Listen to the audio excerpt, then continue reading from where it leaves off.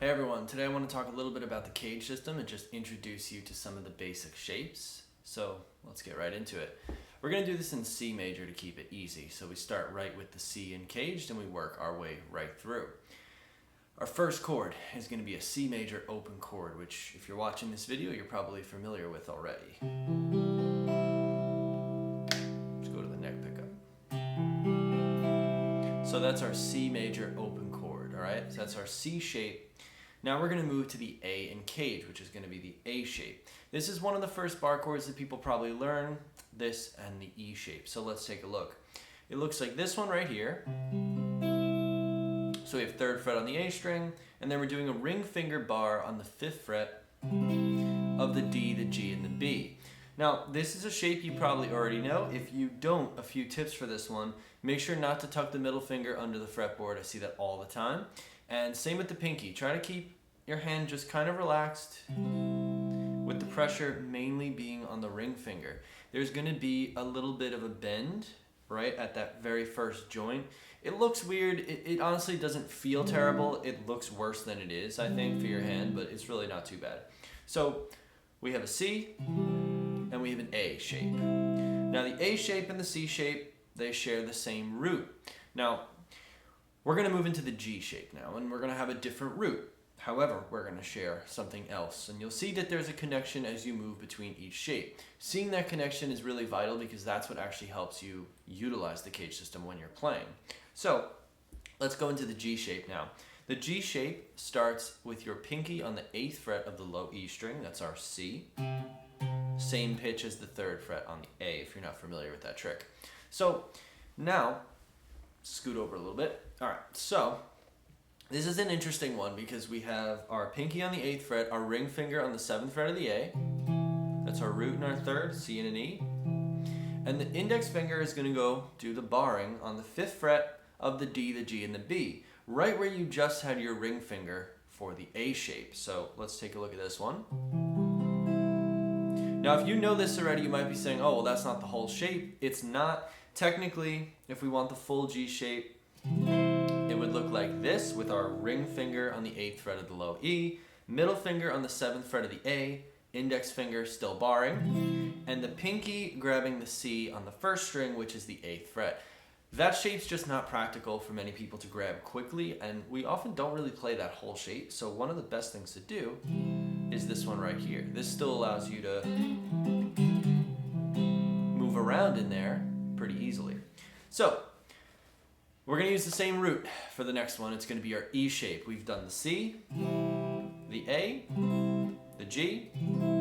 Now we're going to the E. So that's going to be our regular bar chord here. That's probably the first bar chord you ever learned as an F chord. So I'll just recap it anyway. We have index finger barred on the 8th fret. Ring finger, 10th fret of the A string. That's our 5th. Pinky, 10th fret of the D string, that's our octave. And the middle finger goes on the 9th fret of the G, which is our major 3rd. That's building the entire triad. All right, great. So we're coming up on our last shape. We're actually going to do the octave of C as well. So we go CAGED and then the C, just so you can see what it's like as a bar chord. Now the next shape is a D shape chord. This one's always a little bit weird to grab, honestly.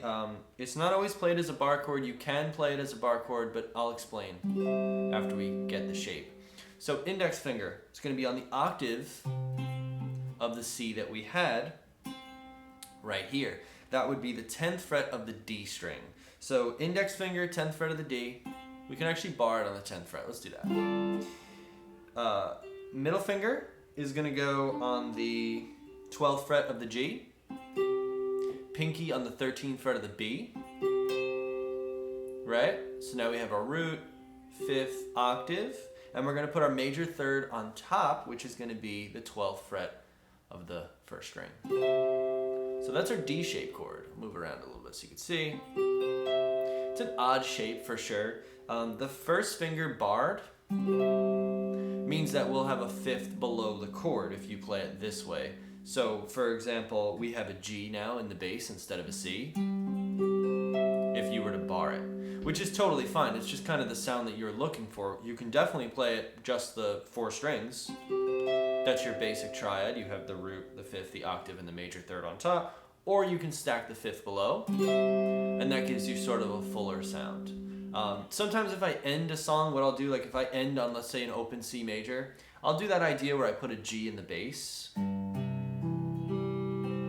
because it has sort of a nice resolution. It thickens it up a little bit when you have a G fifth in the bass, but that's a personal preference thing. Let's go to our last shape. It's going to be the C shape. So we've done caged all the way through. I'm showing you the C again because when we started, we did it as an open chord, so you didn't really get to see it as a bar. So let's do it as a bar shape. Now, this one's interesting. We're a little bit high on the neck, but first step, let's get the index finger barred on the 12th fret. You don't actually have to apply pressure yet, but just so you're in the idea where we're going. The pinky is going to be at the 15th fret. It's a little high now.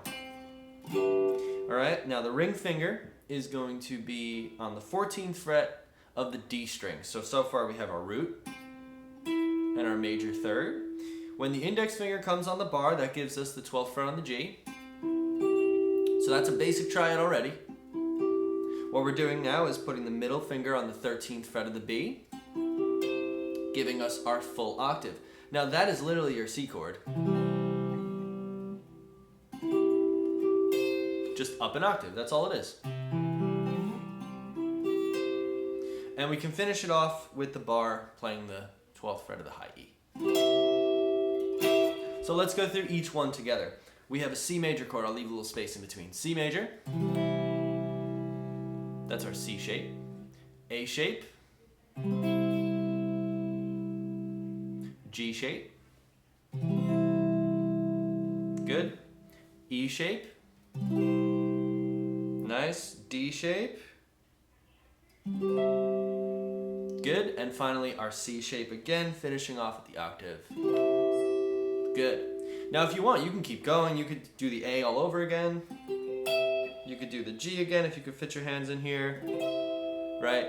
So it's good to kind of get this practice just so that you can make sense of these shapes. At first, that's all you want to do. You just want to memorize the shapes and be able to get to them quickly.